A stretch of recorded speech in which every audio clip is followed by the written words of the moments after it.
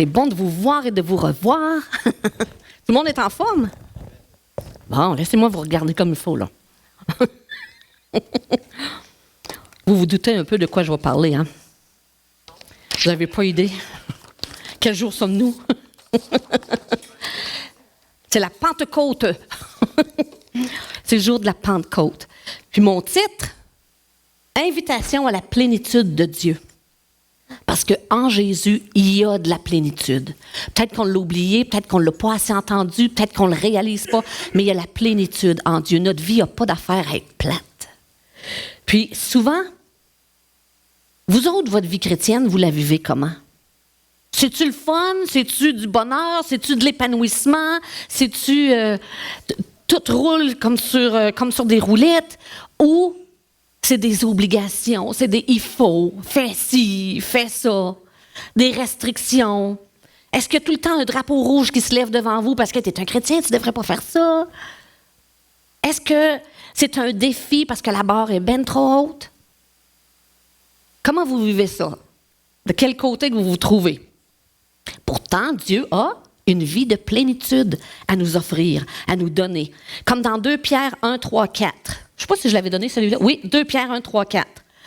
Comme sa divine puissance nous a donné tout ce qui contribue, tout ce que tu as besoin pour vivre ta vie consacrée à Dieu au moyen de la connaissance de celui qui nous a appelés. Ça veut dire, Dieu me donne tout, mais à travers le fait que je connais Christ. Si je connais Christ de seconde main, à travers quelqu'un d'autre, parce que j'en entends parler une fois de temps en temps, mais que je n'ai pas de relation avec lui, je ne le connais pas. Je reçois tout par la connaissance que j'ai de lui, qui nous a appelés par sa propre gloire et par sa vertu, lesquelles nous assurent de sa part les plus grandes et les plus précieuses promesses. Ça sonne une cloche? Des grandes, des précieuses promesses. Ça ne vous donne pas le goût de connaître Dieu, ça? Afin que par elle, vous deveniez participants de la nature divine. C'est tellement chargé de signification que c'est comme, wow, ça m'étourdit, tellement que c'est plein.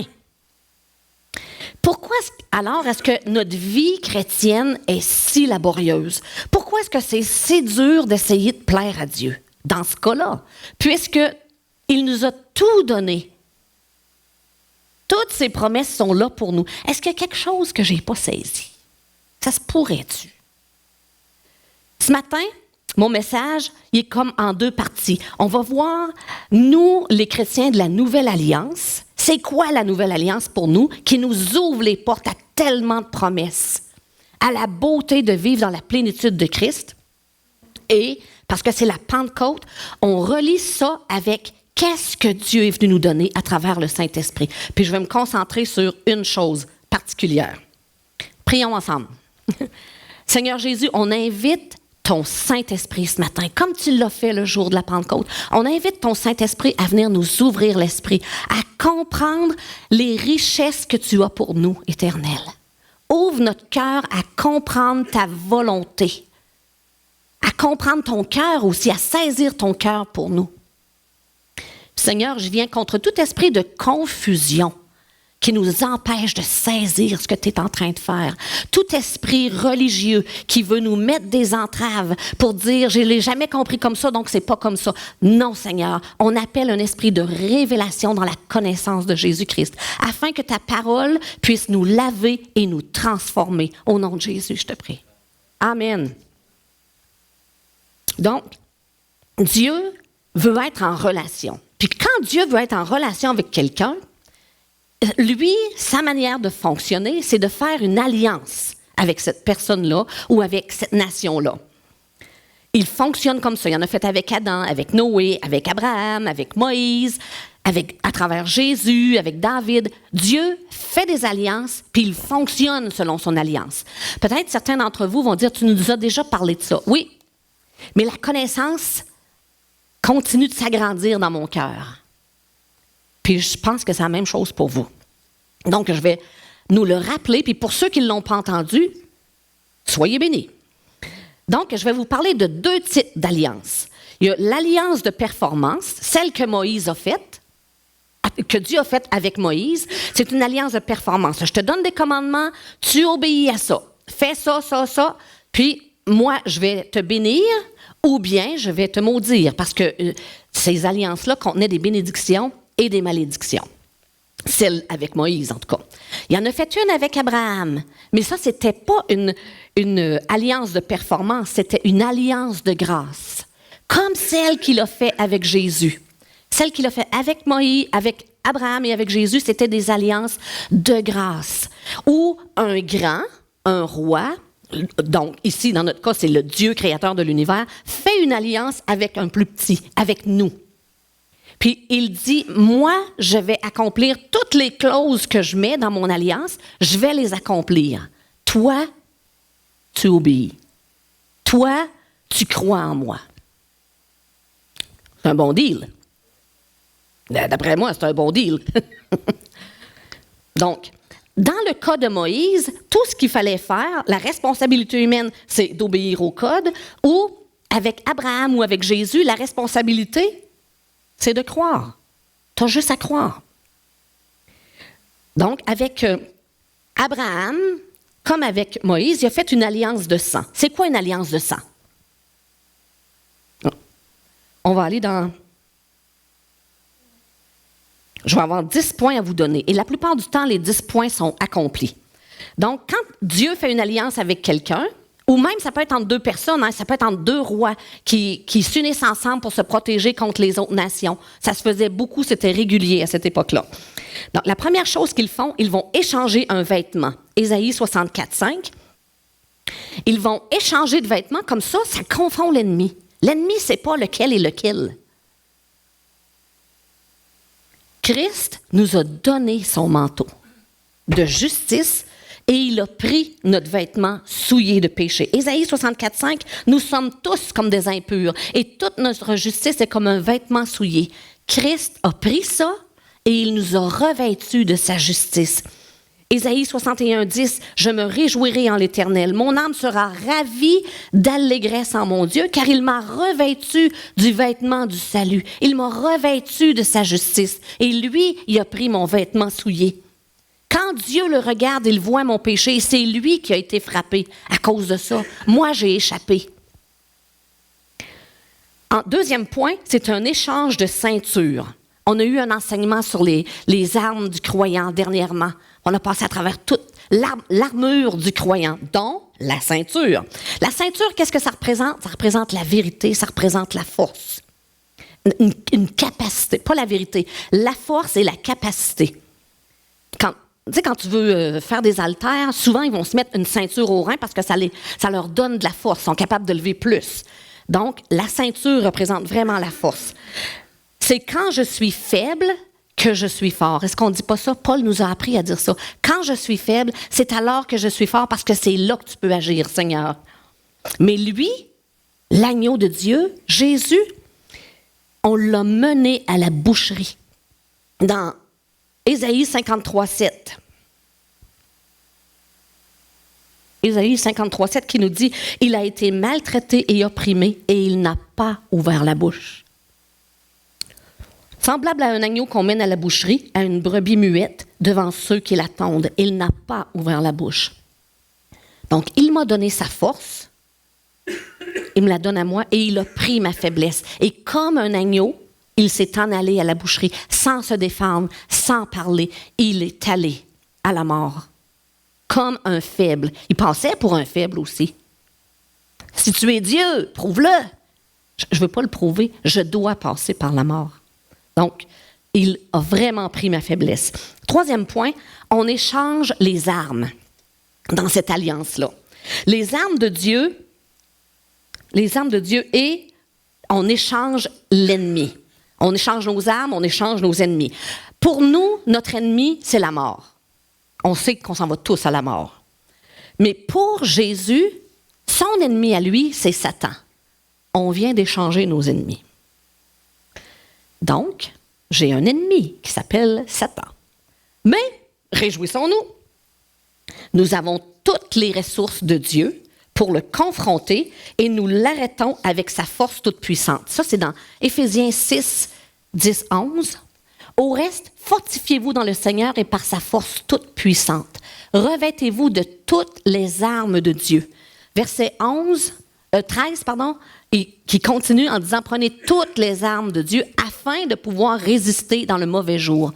Quand l'ennemi vient, on a la force de Dieu, on a les armes de Dieu pour lui résister. Pierre aussi, il disait, résistez-lui et il fuira loin de vous. Il nous donne cette capacité-là. Il est notre ennemi, mais on a la capacité de le repousser et de lui résister.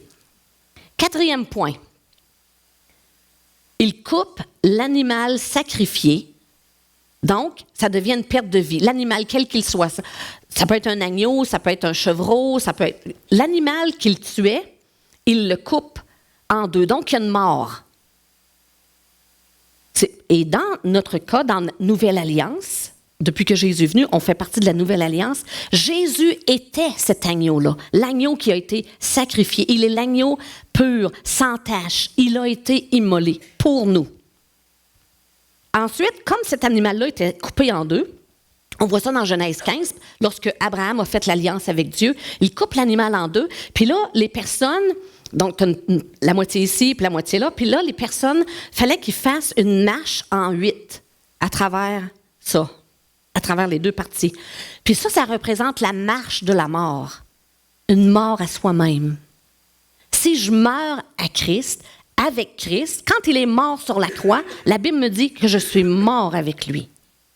Et c'est une mort à soi-même pour pouvoir ressusciter avec lui, avoir la vie qu'il nous donne.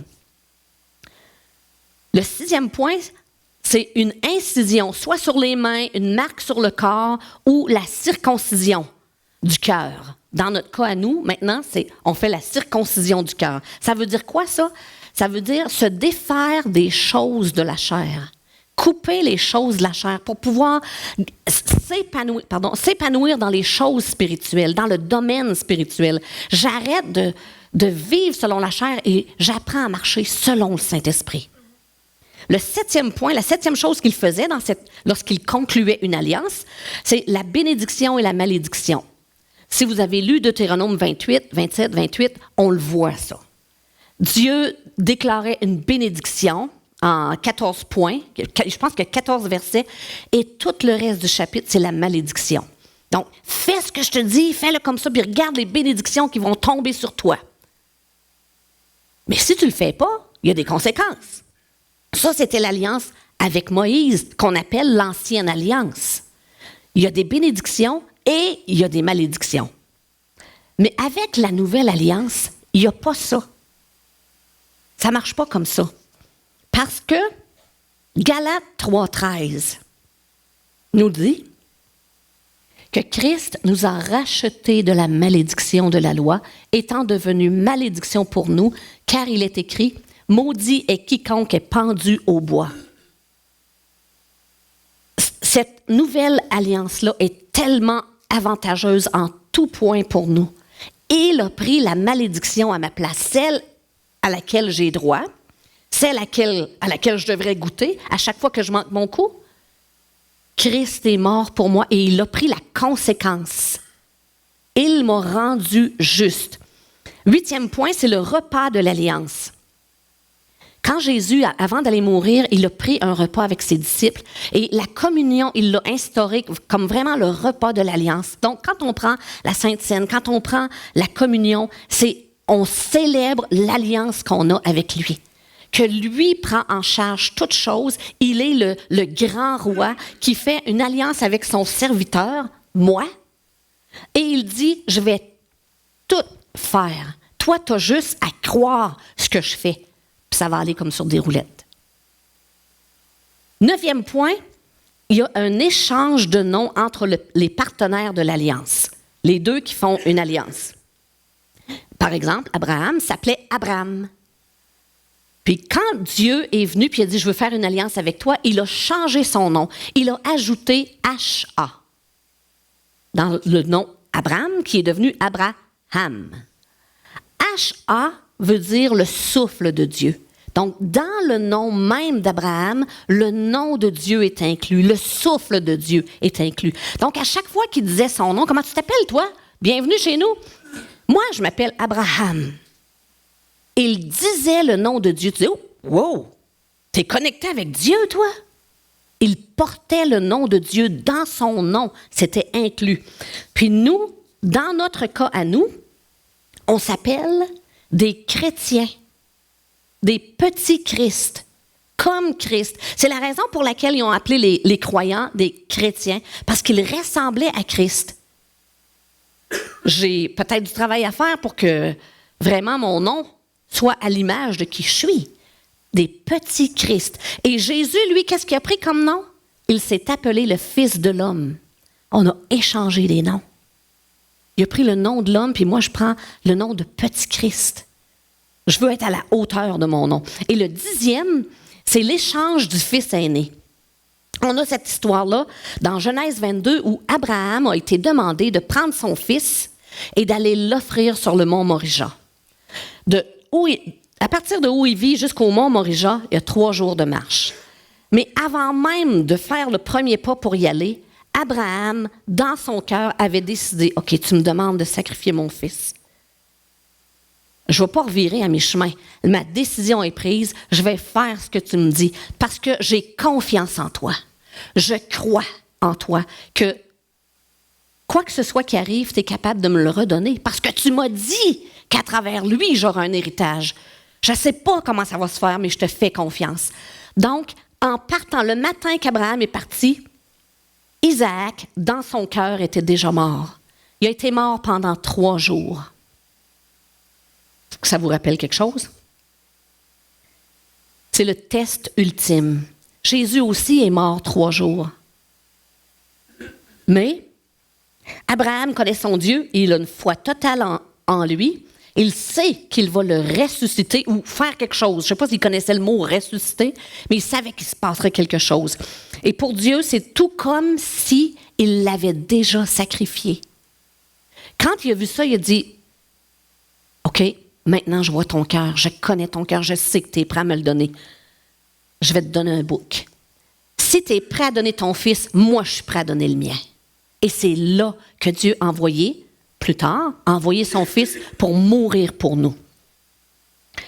Donc, l'alliance entre eux est maintenant assurée. On remplit les 10 points.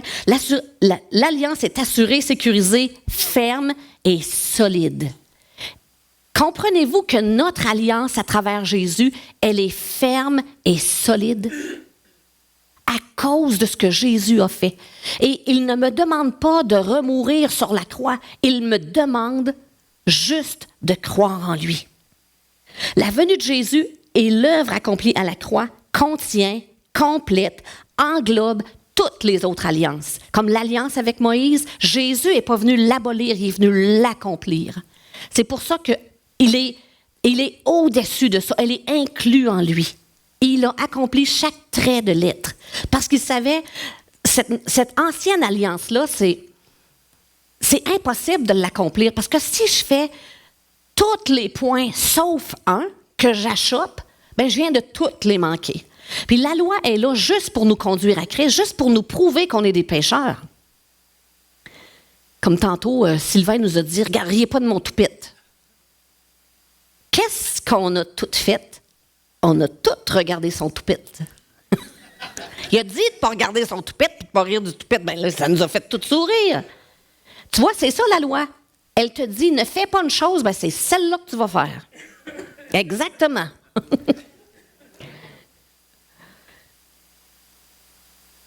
Donc, l'alliance avec Abraham se reçoit par la foi, mais l'alliance avec Moïse, elle est reçue par l'obéissance à la loi. C'est un comportement qui se conforme à la règle.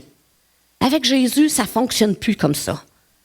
Nous recevons cette alliance-là par la foi et le pardon est complet et parfait.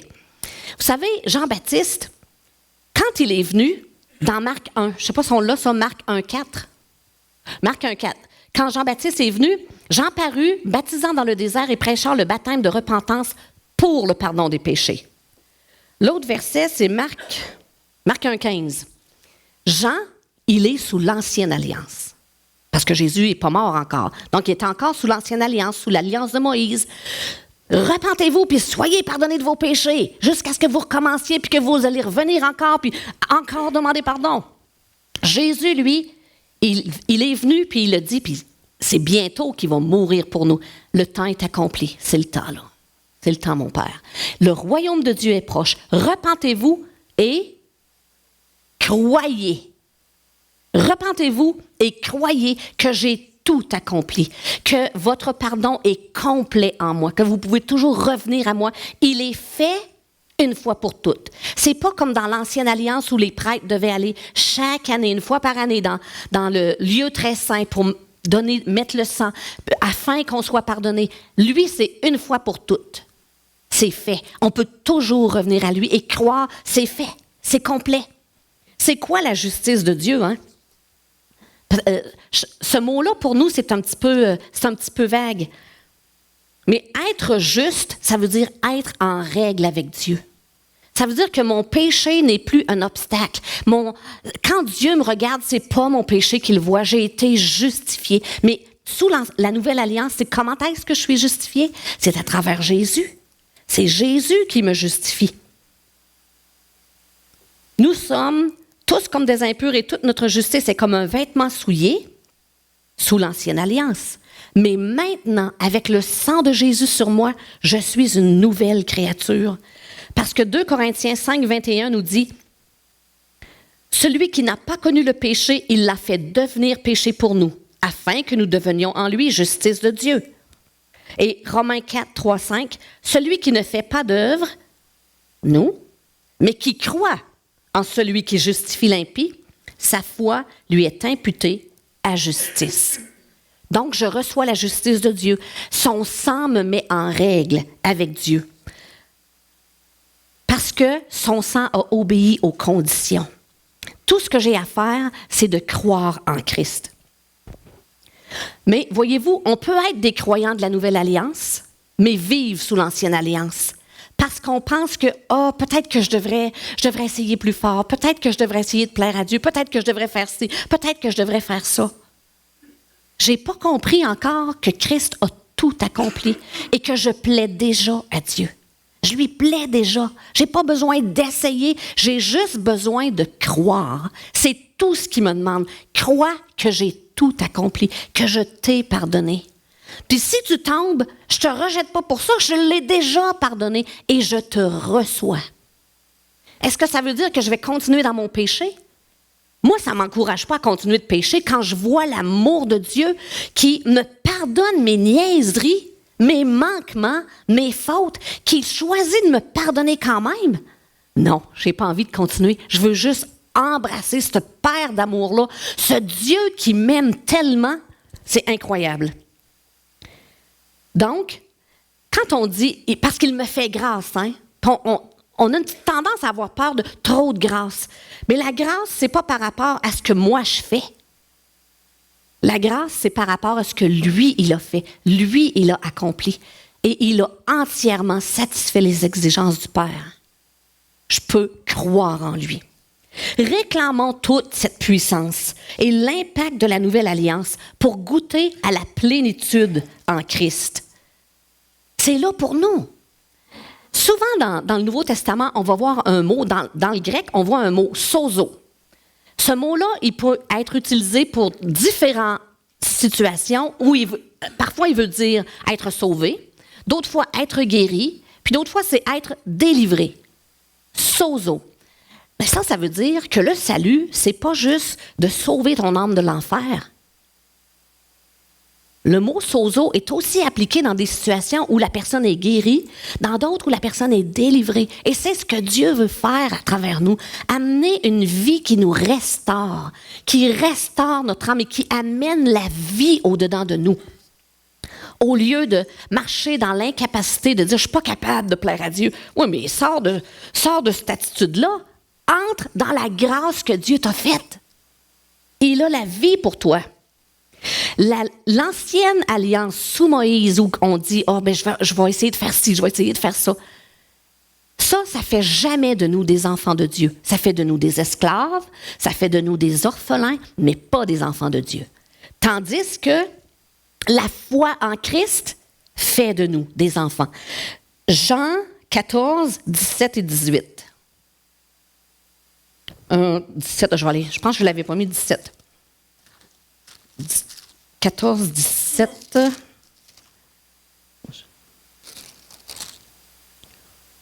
17 qui dit « L'esprit de vérité que le monde ne peut pas recevoir parce qu'il ne le voit pas et ne le connaît pas. Mais vous, vous le connaissez, car il demeure avec vous et il sera en vous. » C'est pas quelque chose d'extérieur. Dans Ézéchiel, Dieu avait promis, ça marche pas la loi de performance, ça marche pas mon alliance avec Moïse. Il le savait dès le début, mais c'est eux autres qui en voulaient une. Ah, dis-nous quoi faire. On veut pas marcher par la foi, on veut que tu nous dises juste, dis-nous quoi faire, ben on va le faire. Là. Mais Dieu savait que ça marchait pas. Il dit, mais je vais faire une nouvelle alliance avec eux et je vais inscrire ma loi dans leur cœur. Mon esprit va habiter au-dedans d'eux. Donc, c'est pas une pression externe qui va leur dire, fais ci, fais ça, fais pas ci, fais pas ça. Ça va monter du dedans d'eux. Ah, Seigneur, j'ai envie de faire ça. J'ai envie de suivre tes voies. J'ai le goût de ta vérité. Ça vient de l'intérieur. Next. Donc, aujourd'hui, j'ai dit que c'était la Pentecôte. Et cette nouvelle alliance-là, c'est ça qu'elle amène. Elle amène des bénédictions et, entre autres, la Pentecôte. Parce que c'est Jésus qui a dit, quand il est revenu, après sa mort, il est revenu 40 jours. Puis à la fin du 40 jours, il s'apprêtait à remonter au ciel, puis il a dit à ses disciples, attendez. Avant de partir, là, d'aller répandre la nouvelle, là, parce que je sais que vous êtes brûlants, là, avant de partir, attendez ce que le Père a promis, le Saint-Esprit, et que je vous enverrai. Attendez, partez pas sans ça, là. Il faut que vous soyez outillés. Et le Saint-Esprit, c'est tellement une bénédiction. On ne peut pas vivre notre vie chrétienne par nos propres forces, par nos propres capacités. On a besoin des habiletés du Saint-Esprit. Puis ce matin, je vais me concentrer sur les langues. Oui, il y a tous les fruits de l'esprit, il y a tous les dons de l'esprit, le don de guérison, le don de prophétie, le don de la sagesse, la révélation. Tout ça, c'est beau, mais je n'ai pas le temps de vous en parler. Le temps passe trop vite. Il faut que je vous parle d'autres choses. Je veux vous parler des langues. Parce que depuis que j'ai découvert l'impact des langues, je voudrais que tout le monde parle en langue. Dans une église de Pentecôte, je ne dois pas m'être trompé d'adresse trop. Donc, le parler en langue, il y en a 4 sortes. Il y a le parler en langue pour l'interprétation. Ça, quand on est dans l'assemblée et que là, il y a une langue qui sort plus fort, tu sais que ça, c'est un message. Et ça, c'est fait pour être interprété parce qu'on ne comprend pas les langues. Il y a aussi celle qu'on appelle le signe pour les incroyants. Le jour de la Pentecôte, ça a été un signe pour les incroyants parce que les gens parlaient en langue, mais dans les langues des gens, des visiteurs qui étaient à Jérusalem. Ils parlaient leur langue. Et eux, ils comprenaient ce qu'ils disaient, ils comprenaient le message de Dieu. Et c'est là que ça devenait un signe pour les incroyants. Ensuite, dans Romains 8, 27, il y a le parler en langue qui est comme un gémissement. C'est une intercession qui monte devant Dieu. Et la 4e sorte, c'est pour l'édification personnelle. Je ne sais pas pourquoi on n'a pas saisi qu'on avait besoin d'être édifié. Peut-être parce qu'on veut être trop... non, Seigneur, je ne veux pas en prendre trop, là, quand même. Vous savez que quand vous mangez, vous travaillez pour vous-même. Vous travaillez pour votre édification personnelle. Quand vous vous couchez et que vous dormez, vous travaillez pour votre édification personnelle. Avez-vous l'impression de voler Dieu quand vous faites ça? Avez-vous l'impression que vous n'êtes pas correct, que vous êtes trop égoïste, que vous pensez trop à vous? Non, moi non. Mais c'est la même chose, parler en langue. Le parler en langue pour l'édification personnelle, on en a besoin. On a besoin d'être édifié. C'est la même chose que manger, puis dormir, puis se reposer. Notre corps en a besoin pour être édifié. C'est par le parler en langue que Dieu va établir son fondement de base en nous. Il est en train, édification personnelle, ça le dit, quand on édifie un building, il faut faire une base avant. Je l'entends souvent parce que moi, je vis avec un ingénieur civil. J'entends parler de ça, que la base est importante. Donc, votre base dans la vie spirituelle, elle est importante. Et c'est quoi votre outil pour travailler là-dessus? Prier en langue, parce que ça sert à l'édification personnelle. Les langues vont accomplir ce qu'aucun prédicateur, aucun enseignant va pouvoir faire en vous. On a beau se faire dire « marche dans l'amour, marche dans la vérité », mais ça ne me donne pas le pouvoir de le faire. Ça ne me donne pas la capacité de le faire. Mais le parler en langue bâtit dans mon esprit des traits comme l'amour, la révélation divine dans la parole de Dieu, la sagesse pour discerner.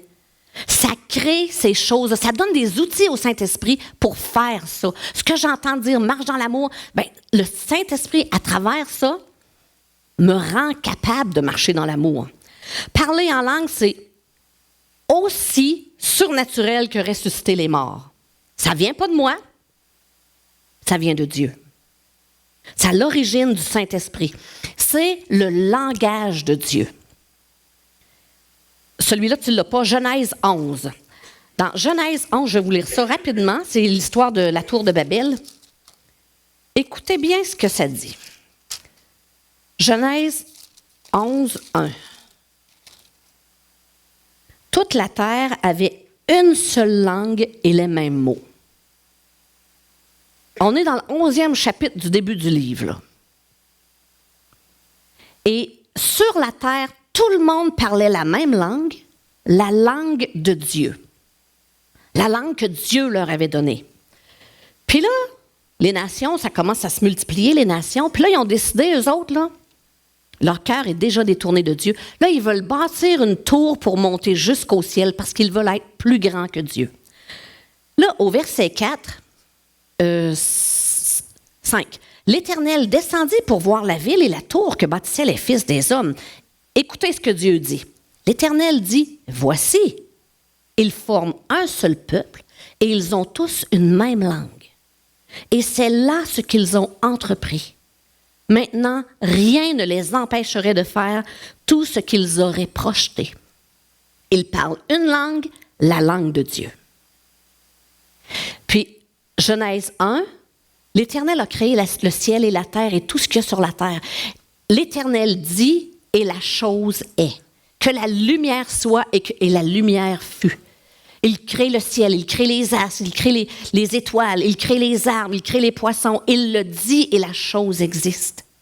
Voyez-vous le pouvoir qu'il y a dans ce langage-là? C'est pour ça qu'il dit, et c'est là ce qu'ils ont entrepris. Maintenant, rien ne les empêcherait de faire tout ce qu'ils auraient projeté à cause de la puissance qu'il y a dans ce langage-là. Prier en langue, c'est la langue de Dieu. Voulez-vous vous priver de ça? Non, c'est pas ce qu'on dit.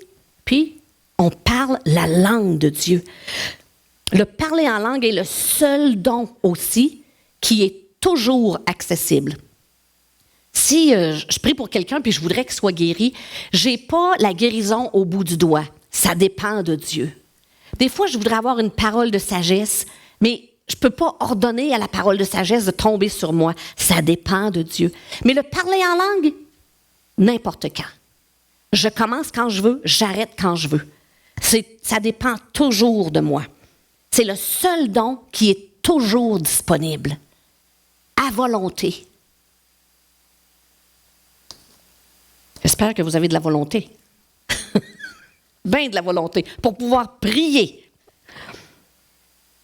Donc, prions en langue, n'importe où, n'importe quand, aussi longtemps qu'on veut. Ça dérange qui que vous priez en langue en dedans? Vous êtes dans la ligne d'attente ou vous êtes dans le trafic, vous attendez que la lumière change, vous êtes au travail. C'est en dedans que ça se passe. Les autres n'ont pas besoin de le savoir, mais vous êtes connectés avec Dieu. Et ça ouvre votre esprit aux choses de Dieu. Ça lui permet d'agir dans votre cœur, de transformer vos émotions, vos pensées. Ça ouvre la connaissance des choses de Dieu en nous.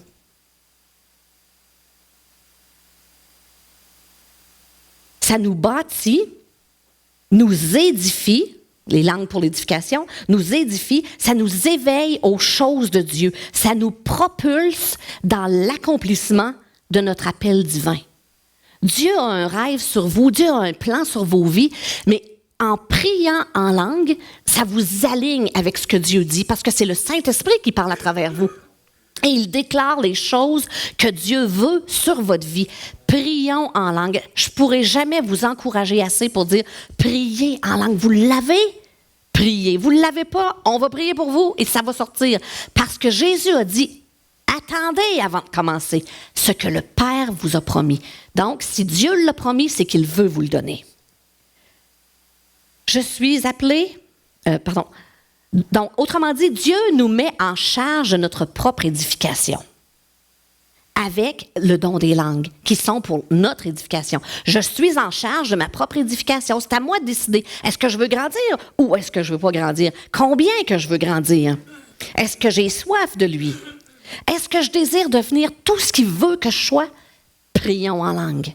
Relâchons la parole de Dieu en nous, à travers nous, pour qu'elle fasse son œuvre. C'est moi qui décide combien beaucoup ou combien peu je désire être édifié. C'est entre mes mains, ça. Le Saint-Esprit crée ce langage dans mon esprit. On n'a pas à avoir peur que ça vienne d'ailleurs. Ton cœur est où? Il est avec Dieu. C'est Dieu qui crée ce langage à travers toi. Laisse-le sortir. Arrêtons de le brimer et de le faire taire. Laissons-lui de la place au Saint-Esprit. Parce que ça nourrit nos pensées et ça nous sort de la dépression.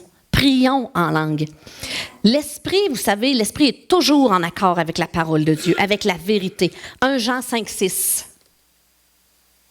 C'est l'Esprit qui rend témoignage, parce que l'Esprit est la vérité. Donc, l'Esprit déclare toujours la vérité de Dieu dans votre vie, à travers vous. Jean 14, 26. Mais le Consolateur, et ici on sait que le Saint-Esprit, il le dit tout de suite, le Consolateur, le Saint-Esprit, que le Père enverra en mon nom, il vous enseignera toutes choses. Il vous rappellera tout ce que je vous ai dit. Donc ça amène une édification, ça amène une force dans votre être intérieur. Ça vous fortifie. Et on a besoin d'être des chrétiens qui maturent. Prier en langue nous aide à maturer parce que ça nous aligne avec ce que Dieu dit sur notre vie. C'est comme on se met en accord avec lui. Prier en langue me donne une plus grande compréhension de la connaissance qui est révélée dans la parole. Quand je lis ma Bible, avec mon esprit, en dedans de moi, je lis la parole, puis par l'esprit, je peux prier en langue. Ça, faut le pratiquer, mais ça se fait. Vraiment, ça se fait. Éphésiens 1, 17, 18,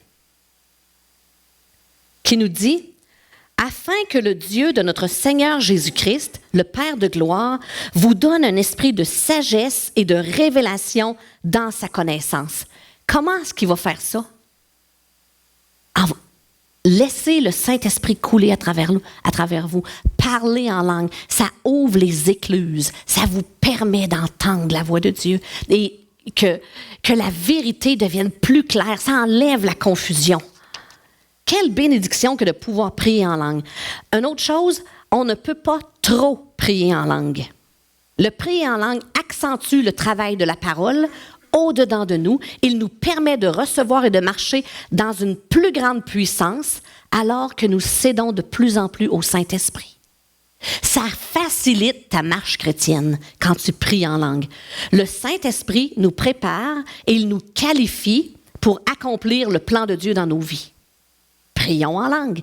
Il va nous préparer, nous qualifier, nous aligner pour le plan de Dieu. C'est une langue surnaturelle d'édification qui comprend toute la révélation. Le Saint-Esprit connaît la parole de Dieu, connaît le cœur de Dieu, connaît ce qui se passe dans le cœur de Dieu, connaît tous les secrets qu'il y a autour de Dieu. Aujourd'hui, maintenant, il est au courant de ça.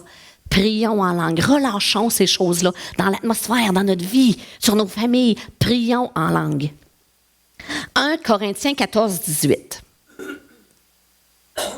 1 Corinthiens 14, 18 nous dit, Paul, je rends grâce à Dieu de ce que je parle en langue plus que vous tous. C'est Paul qui parle ici.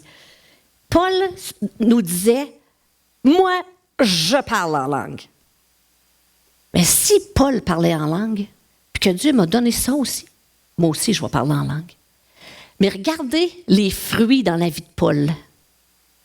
Tantôt, on disait que ça ouvre la révélation, la connaissance de la parole. S'il y en a un qui avait une révélation des vérités et des mystères de Dieu, c'était Paul. Le Nouveau Testament, mis à part les évangiles, qui sont des livres historiques qui racontent des faits, la révélation de la parole de Dieu, c'est Paul qui l'a amené, la majorité de ça. Ensuite, il y a Jacques, Pierre, Jean. Mais la majorité de la révélation du mystère de Dieu, c'est Paul qui nous l'a amené. Je prie en langue plus que vous tous. Je pense qu'il y a de la place dans ma vie pour connaître un peu plus les réalités, les mystères de Dieu. Je veux connaître les mystères. Quand j'ouvre ma Bible, je veux recevoir les mystères de Dieu. Je veux comprendre qu'est-ce que Dieu est en train de faire, qu'est-ce que ça l'a impliqué, quel impact ça peut avoir dans ma vie. Si je prie en langue, ces choses-là vont devenir vivantes pour moi. Est-ce que ça vous encourage à prier en langue? Mon but, c'est ça. Je pense que vous l'avez deviné.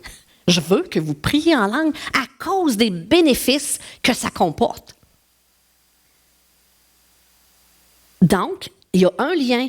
Paul priait en langue. Paul avait des révélations incroyables qu'il a pu nous apporter. Et ça nous a ouvert le ciel. Les langues semblent vraiment être la ligne qui démarque ceux qui marchent dans le miraculeux et ceux qui ne marchent pas dans le miraculeux. Parce que ça, c'est aussi c'est le Saint-Esprit qui vient sur nous. Et les personnes qui prient en langue vont couler plus facilement dans les dons spirituels, dans le miraculeux, dans les guérisons, dans les paroles de sagesse, dans des paroles de révélation. Ils vont couler plus facilement parce qu'ils sont connectés avec le ciel. Priez en langue tant que vous pouvez. Ça ne dérange personne, c'est en dedans que ça se passe. Remplissons notre temps, nos minutes, nos heures. Moi, là, la manière que j'ai commencé à prier en langue, il a fallu, c'est comme quand tu apprends à conduire. Il faut que tu te concentres sur ce que tu fais, puis il faut que tu dises, OK, je regarde tous mes miroirs, OK, oui, je chiffre, je passe en premier.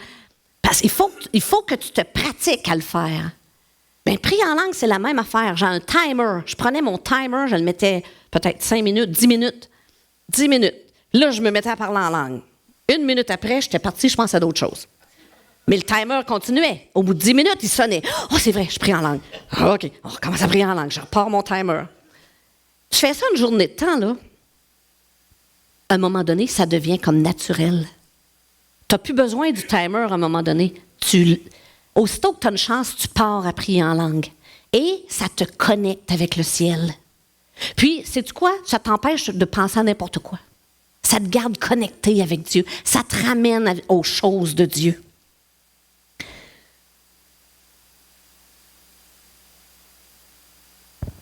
Acte 1,4, ça je vous l'ai dit tantôt. Après sa mort, Jésus est revenu vers ses disciples et il leur a dit, « Attendez ce que mon Père a promis. Vous avez besoin du Saint-Esprit. » Et aujourd'hui, c'est la Pentecôte qui nous rappelle que oui, Jésus, Dieu a envoyé son Saint-Esprit et leur vie a été chamboulée, chambardée à partir de ce moment-là. Leur vie n'a plus jamais été la même. Est-ce qu'on a envie d'être dérangé à ce point-là? Si c'est pour la gloire de Dieu, si c'est pour voir des signes, des prodiges, des miracles, si c'est pour voir mes chaînes tomber, j'ai besoin que Dieu vienne me terrasser. J'ai besoin que Dieu tombe sur moi, qu'il me transforme, qui transforme mon cœur, qui transforme ma vision et que je saisisse les plans qu'il a pour moi. Donc, les langues, c'est pour l'édification. Dans Jude 20, je ne sais pas si je l'avais mis, lui, Jude 20. Si je ne l'ai pas mis, je vais vous le lire. Oui. Pour vous, bien-aimés, vous édifiant vous-même, Jude en parle aussi, vous édifiant vous-même sur votre très sainte foi et priant par le Saint-Esprit. La Bible nous encourage à le faire. Paul parlait en langue plus que n'importe qui. Prier en langue parce que ça nous fortifie, ça nous édifie, ça met une bonne base sur le reste de notre vie, sur laquelle on peut s'édifier, se monter. Si la base n'est pas bonne, ça ne va pas tenir. Prions en langue pour que notre base soit solide. Prier en langue va toujours nous affecter d'une manière positive. Donc, est-ce qu'on a besoin du Saint-Esprit, de ce consolateur, du consolateur qui vient? Parce que le Saint-Esprit, il y a comme plusieurs titres. Hein. Il est le consolateur, il est le guide, il nous dirige, il vient pour nous aider. Il nous a dit qu'il ne nous laisserait pas orphelins, mais qu'il ferait de nous des enfants de Dieu. Il est un sceau sur notre vie. On le sait qu'on est sauvé. Je ne sais pas si vous, ça vous est arrivé, mais moi, le lendemain que j'ai accepté Christ, je me suis réveillée, puis qu'est-ce qui est monté de mon cœur, ça a été, je suis sauvée. Ah! Le Saint-Esprit avait mis son sceau. Je le savais que je le savais. Le Saint-Esprit met son sceau sur nous. On a besoin de laisser au Saint-Esprit toute la place dans nos vies. On a besoin de le laisser habiter en nous, d'être en communion avec lui et de recevoir ses révélations. Merci, mon Dieu. Ce matin, je veux vous inviter, si vous voulez que le Saint-Esprit vous remplisse, pour ceux qui n'ont pas encore le baptême du Saint-Esprit, vous pouvez venir en avant. Ceux qui l'ont, vous pouvez venir afin qu'on puisse le réanimer, le réactiver, comme un pontage, là. Lui donner un bon coup pour dire, Saint-Esprit, on a besoin de toi. On n'essaiera pas de vivre cette vie chrétienne-là par nos propres forces, selon l'ancienne alliance, à essayer, échouer, se relever, réessayer. C'est pas l'appel que Dieu a mis sur nos vies. L'appel, c'est « repens-toi et crois ». Crois que je suis ta force, je suis celui qui te rend juste devant Dieu et que je suis celui qui veut te remplir. Parce que c'est dit c'est dans Marc où il nous baptise du Saint-Esprit et de feu. 2 fois, c'est écrit. C'est Jean-Baptiste qui disait ça. Celui-là, là, il va venir. Moi, je vous baptise d'eau, mais lui, il va vous baptiser d'eau et de feu. Et de feu. Le feu, ça consume tout ce qui est de la chair, tout ce qui passe pas le test avec Dieu. On a besoin de ce baptême de feu-là pour que tout ce qui nous dérange puisse être consumé par Dieu et que notre vie s'enflamme pour lui. Pourquoi est-ce qu'on vivrait une vie chrétienne plate, difficile, comme je vous disais au début? Pourquoi est-ce qu'il y aurait tout le temps des drapeaux rouges? S'il y a des drapeaux rouges qui se lèvent dans ma tête, c'est peut-être parce que je suis trop proche du bord puis que je regarde trop comment qu'ils vivent eux autres. Il me semble que ça a l'air le fun. Si je suis trop proche du bord, c'est pas bon signe. Je devrais courir proche du cœur de Dieu. Puis le Saint-Esprit, c'est ce qu'il veut faire à travers moi, me nourrir ma passion pour Dieu. Donc, je vous invite ce matin, ceux qui veulent réanimer le Saint-Esprit dans leur cœur, ceux qui veulent le baptême du Saint-Esprit, venez en avant et on va prier pour vous. Et j'appelle les musiciens aussi à venir nous encourager. Ne nous privons pas de ce que Dieu veut faire. Saint-Esprit. On est dans une église de Pentecôte. Ça devrait être en feu.